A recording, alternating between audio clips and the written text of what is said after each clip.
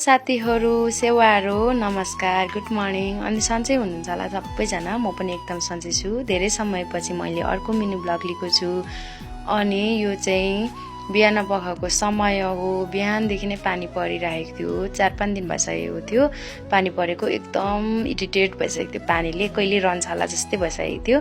अनि आज चाहिँ पानी पनि रहेको थियो, दिउँसो घाम लागेको थियो हैन। अनि मम्मीले चाहिँ मलाई पकाउन बनाइदिए भन्नुहुँदै थियो। अनि मैले बनाइसकेर मेरो बधाईले चाहिँ मलाई फोन मागिरहेको थियो क्या। अनि माया गर अनि मात्र फोन दिन्छु भनिरहेको थिएँ मैले चाहिँ। अनि अब यो चाहिँ 9 बजीतिरको क्लिप हो। यति हुस्से लागिरहेको थियो, कतै देखिरहेको थिएन क्या, धुम्म भइरहेको थियो। अनि मलाई चाहिँ पुरै अल्छी लागेको थियो नि त दिउँसो काम गर्नुलाई। तर पनि अरूको जानुपर्ने थियो र म चाहिँ काममा जानै पर्ने हुन्थ्यो। अनि त्यसपछि हामी चाहिँ बारीमा पुगेर पनि कामहरू गरिसक्यौँ। फुलतरू रोप्नु पर्ने थियो बाँझो खनेर। अनि त्यसपछि त्यति गरिसकेपछि चाहिँ चिया खाने बेला पनि भयो। काकाले ल्याउनु भएको थियो चिया। अनि बुहारीले चाहिँ यतिखेर दाउरा पनि लगेर जाने बुवा भनिरहेको थियो। अनि यहाँ चाहिँ सबैजना बसिरहेको थियो। भाउजू फोन चलाउनु हुँदै थियो, अरू चिया सार्दै थियो गफ गर्दै। अनि त्यसपछि मलाई चाहिँ उहाँहरूसँग काम गर्नु एकदम धेरै मजा लाग्छ, किनभने हामी सबै एउटै भएर पनि होला, मतलब एउटै चाहिँ सबैजनाको भाइब्स मिल्छ क्या।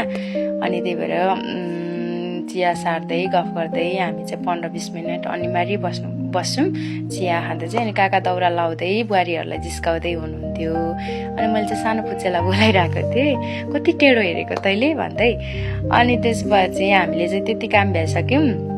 अनि अझै यो 3 गरा बाँझो खनेर आलु गोड्नुपर्ने थियो।